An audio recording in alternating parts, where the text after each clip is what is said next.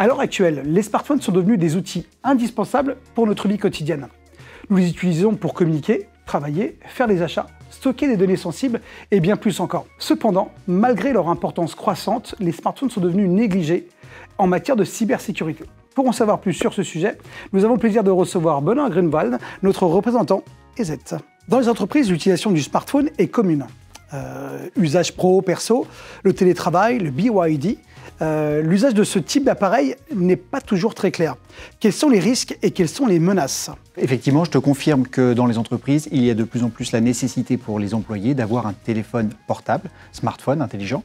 Et ce smartphone va amener une porte d'entrée supplémentaire pour les cybercriminels, mais également pour les vulnérabilités. Et ça, on le voit dans la vidéo VAPM. Ces smartphones sont la cible des cybercriminels parce qu'ils permettent bien souvent l'installation de logiciels parfois gratuits et ou des logiciels malveillants cachés sous des applications gratuites et ou légitimes.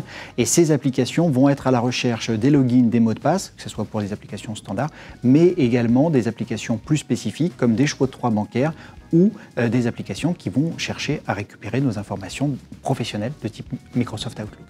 Constat marché. Des clients qui ne mettent pas assez de politique en place.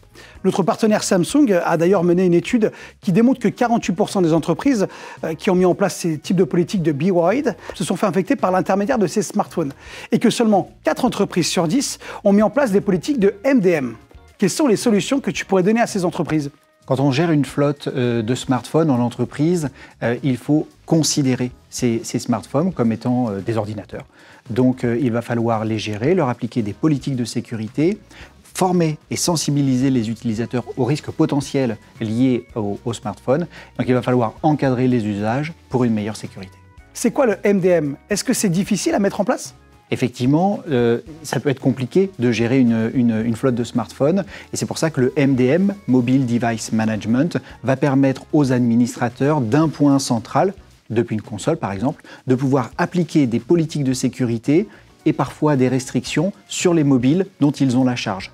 Le deuxième avantage, c'est qu'ils vont aussi pouvoir pousser des configurations. Si par exemple tu as un VIP qui se trouve à l'hôtel et qui souhaite qu'on lui rentre son login, son mot de passe pour le Wi-Fi de l'hôtel, eh bien tu vas pouvoir le faire directement depuis ta console centrale et pousser des configurations. Donc il y a des côtés pratiques et il y a des côtés sécuritaires qui vont vraiment encadrer l'usage des smartphones. Comment ça fonctionne sur les licences EZ? Et surtout, combien ça coûte? Au niveau du tarif, c'est vraiment très simple. On a pour habitude d'avoir une politique de licence très accessible.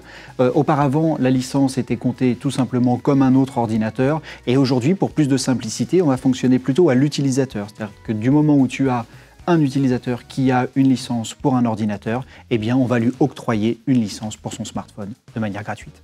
Pendant la préparation de cette interview, tu m'avais dit qu'il ne fallait pas oublier surtout la sensibilisation des utilisateurs. Alors qu'entends-tu par là?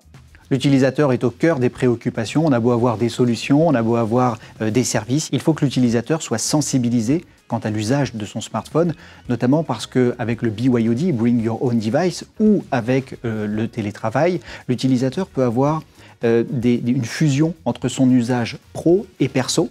C'est très simple, hein, on est tous tentés de le faire, sauf que lorsque tu commences à utiliser ton smartphone de manière personnelle, alors qu'il est censé contenir et te permettre d'accéder aux ressources de l'entreprise, eh bien, tu mets à la fois en danger ta vie personnelle, mais aussi celle de l'entreprise.